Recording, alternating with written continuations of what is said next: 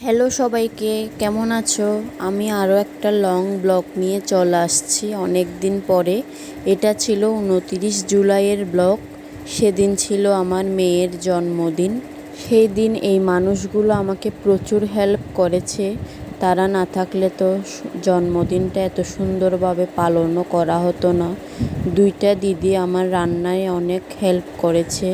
সাথে ছিল আমার মা, বাবা, ভাই, বোন, হাজব্যান্ড, সবাই প্রচুরই কষ্ট করেছে। আমার তো রান্নার দিকে ফিরেও দেখতে হয়নি। এই দুইটা দিদি মিলেই সব কিছু করেছে। এই তো এই ডেকসিতে আছে বিরিয়ানি, 2 ডেকসি বিরিয়ানি করা হয়েছিল। আর এই ডেকসিতে আছে মাংসর তরকারি, সাথে ডিম। আর ছোট একটা ডেকসি, ওইটাতে ছিল মাছ। যারা চিকেন খাবে না তাদের জন্য মাছ করা হয়েছিল। আর এত সুন্দর রান্নাবান্না সব করেছিল আমার প্রিয়াঙ্কা দিদি। ওনাকে অনেক অনেক ধন্যবাদ। এই তো আমাকেও একটু দেখিয়ে নিলাম। আর এত সুন্দর করে সব ঘর রুমগুলো সব কিছু গুছিয়ে রেখেছিল আমার ছোট বোনটা। তাকেও অনেক অনেক ধন্যবাদ। তাহলে একটা কাজে সবাই মিলে যদি সাহায্য না করে সেটা কোনোদিনও সুন্দর হয় না। এই অনুষ্ঠানটাতে অনেকেরই অবদান ছিল, না হলে এত সুন্দর করে অনুষ্ঠানটা পালন করা হতো না। সাথে আমার ঘরটাও পুরোটা একটু ভিডিও করে নিয়েছিলাম, কারণ একটা দিদি রিকোয়েস্ট করেছিল যে আমার পুরো ঘরটা একটু ভিডিও করে দেখাবো, কিন্তু সেই সময়টা তো আমি পাচ্ছি না। আর এই তো আমার মেয়ের জন্য তার মামা 3টা কেক নিয়ে এসেছিল তার পছন্দ অনুযায়ী। সাথে ডেকোরেশনটাও করেছিল তার মামা। তার মামাকেও অনেক অনেক ধন্যবাদ। সুন্দর করে জন্মদিনের জন্য সব কিছু সাজিয়ে দিয়েছিল। সাথে সবাই প্রচুর আনন্দ করেছিল। ছোট বাচ্চাগুলোর আনন্দ তো সেটা বুঝিয়ে বলার মতো না।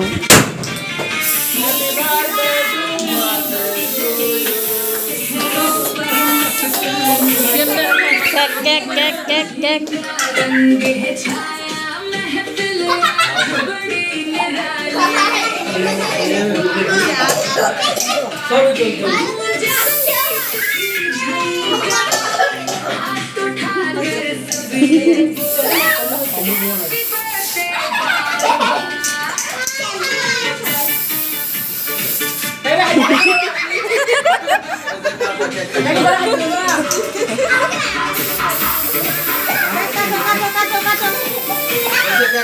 আসো আসো আসো, এটা দেন, টিস্যুটা ধরেন।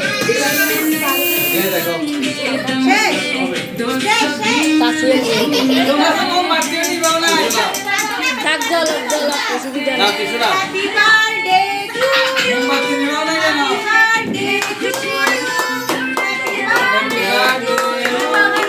কাটো কাটো কাটো, ওইটাও কাটো, ওইটাও কাটো, হ্যাঁ ওইটাও কাটো, ওইটা কাটো, এটা কাটো।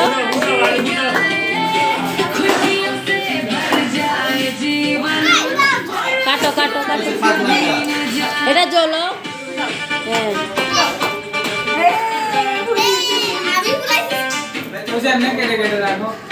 ওইটাও কাটো, ওইটাও কাটো। আচ্ছা ওইটা কাটো, অসুবিধা নেই, তুমি ওইটা কাটো, ওইটা কাটো।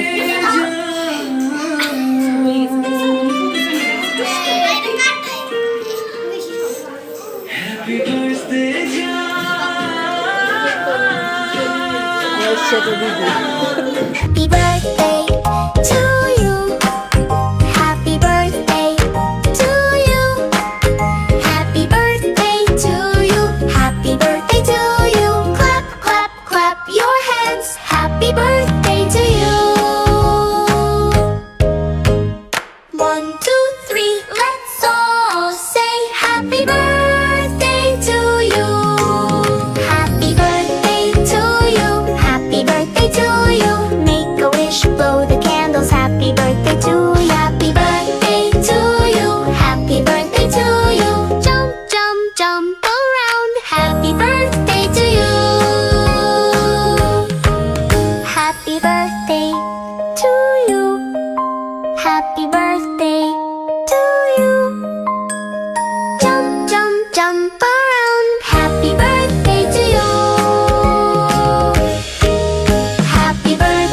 বাচ্চাদেরকে নিয়ে কেকটা কেটে ফেলার পর তাদেরকে ভাত খাওয়ার জন্য বসিয়ে দিয়েছি।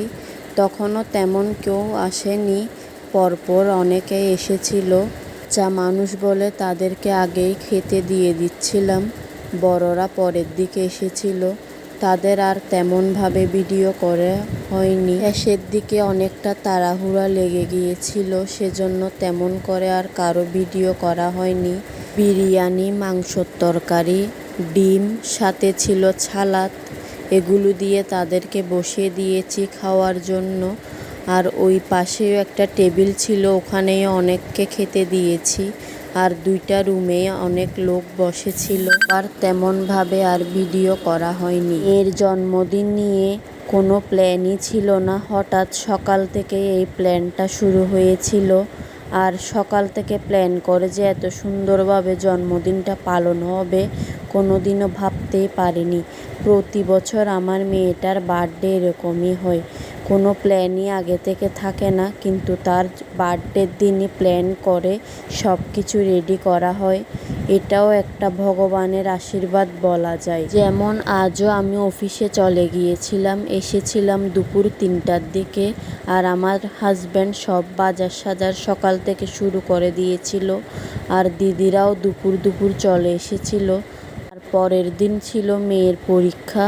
সব কিছু মিলিয়ে ঝুলিয়ে একটা কি হযবর হয়ে গিয়েছিল। প্রথমের দিকে আমরা ভেবেছিলাম শুধু বাচ্চাদেরকে নিয়েই কেকটা কাটবো, কিন্তু মেয়ের কোনোদিনও তো তার বার্থডে কোনো লোকজন ছাড়া করেনি, সেই জন্য সে বলছিল লোকজন ছাড়া আমি কেক কাটবো না। এবছরেরটা ছিল 8মতম জন্মদিন, আর সে কোনোদিনও ছোটোভাবে জন্মদিনটা পালন করেনি, তাই সে ছোটোভাবেও করতে ইচ্ছে করছিল না। তার আবদারে এত কিছু হয়েছিল। এই তো আজকের ফটোগুলো দিয়ে দিলাম এখানে, সবারটা তেমনভাবে দেওয়া হয়নি। এটা ছিল গত বছরের বার্থডে। সে কিন্তু গত বছরের বার্থডেকে অনেক মিস করে, কারণ ওই বাসাটা ছেড়ে চলে আসছি। সাথে ওর বন্ধুবান্ধবরাও এখন আর কেউ নেই। পাশের বাসার লোকজনকেও সে অনেক মিস করে। এই বাসাটাতে এসে ওই বাসার লোকজনকে অনেক মিস